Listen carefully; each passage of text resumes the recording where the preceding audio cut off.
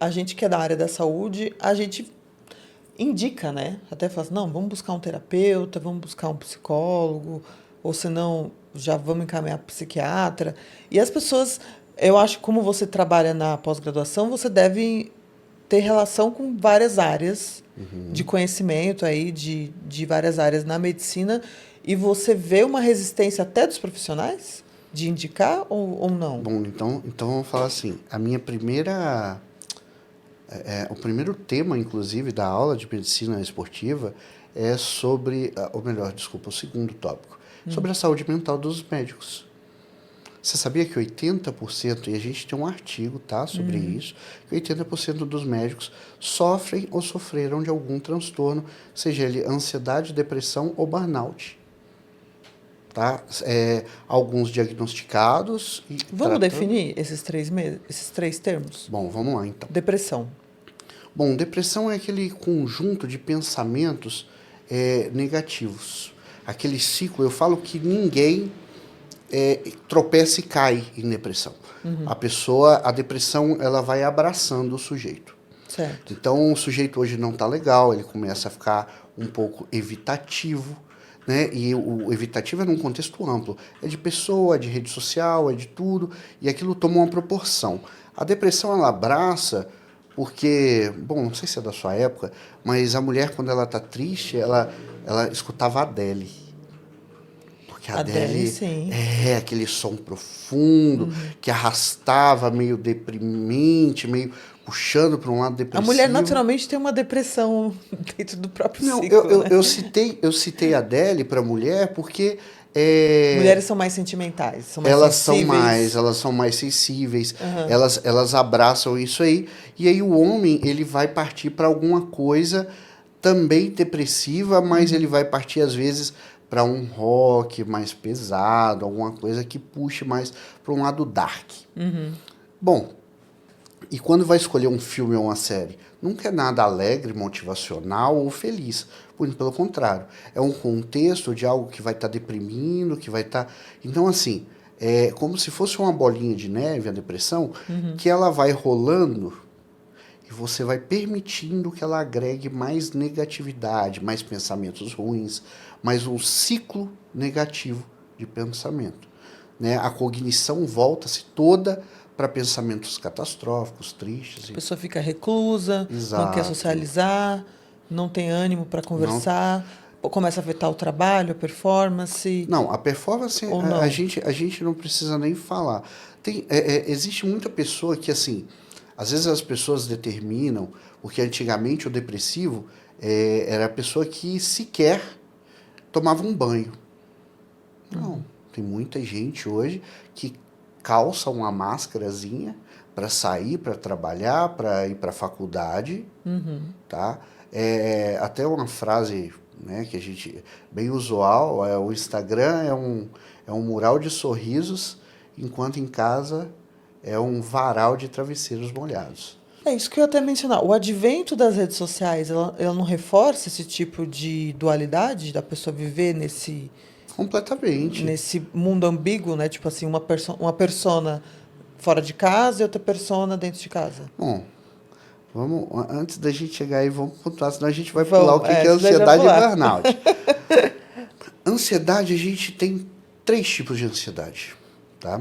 Tá. Temos a ansiedade que paralisa, que é aquele sujeito, né, que ele não sabe se vai para frente, se vai para trás, o que, que ele faz. É uma ansiedade voltada para a angústia. Não sei aonde eu estou, não sei para onde vou, mas eu também sei que eu não posso voltar ao estado que eu estava.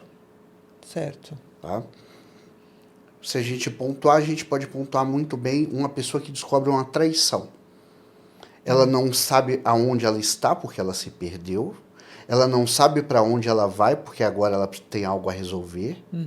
E ela sabe que ela não pode voltar à ignorância de não saber porque ela já descobriu, já era. Sim. E isso vai gerar uma ansiedade paralisante nela. Ok? Lembrando que a ansiedade é inerente em todos nós, seres humanos. Se eu falar que eu tenho alguma coisa para te contar, mas só posso contar no final do podcast, você vai ficar aguardando ansiosamente. Sim, curiosa. Nós temos a segunda ansiedade, que é uma ansiedade mais agitada, que é aquela a ansiedade frenética, onde a pessoa está vivendo intensamente o futuro. Então, ela projeta situações e possibilidades que podem ou não vir a acontecer. E aí vira o que eu chamo de pensamento em raiz, porque não é um pensamento do sim, do não. Tem o sim, o não, o talvez, o talvez, e ela não consegue se direcionar, né? E ela vai gerando uma frustração constante. Essa ansiedade, por exemplo, ela vai piorar drasticamente se a gente fizer uso de qualquer estimulante, tá? Cafeína, efedrina, pulmonil, Clenbuterol? É o pulmonil, pulmonil, né? clenbuterol.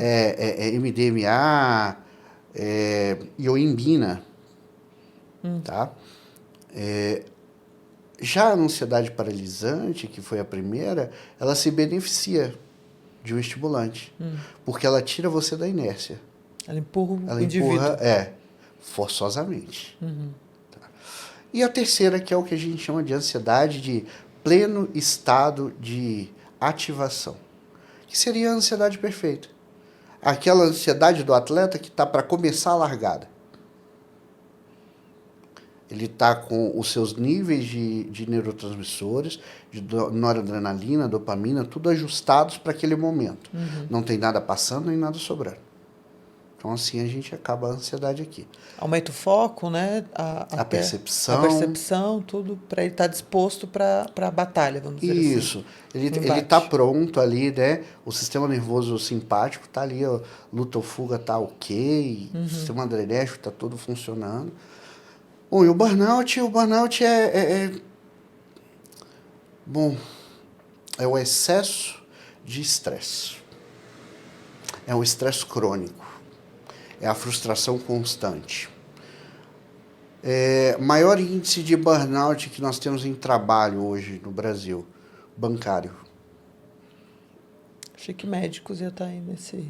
Não, vocês brigam bem. Vocês estão ali, lado a lado. Mas o médico, ele sofre muito com a ansiedade, com a depressão. Porque o burnout, o médico, o trabalho atinge muito as relações pessoais dele. Tá? O top 1 no ranking de insatisfação no médico que gera o meio de trabalho. A insatisfação com o hospital, com a equipe técnica. Mas abaixo disso é relação com a família, é relação com falta de tempo para ele. Mas tá ligado ali mais à ansiedade mesmo. E não é um estresse crônico ali. Porque o bancário ele tem meta. Sim. O médico, teoricamente, não. Não. Então, se for uma meta que ele colocou para ele mesmo. Isso. Mas o bancário ele tem meta. E ele precisa bater aquela meta. Ele precisa tá sempre ali se prontificando. E eu falo, sou casado com uma ex-bancária. O telefone tocava às 5 da manhã. O gerente geral mandando mensagem às 8 da noite, avisando que o mês está acabando e que tem meta a ser batida. Então, assim, os maiores processos trabalhistas hoje que a gente encontra é na área bancária, né? E esse estresse constante, excessivo, maçante.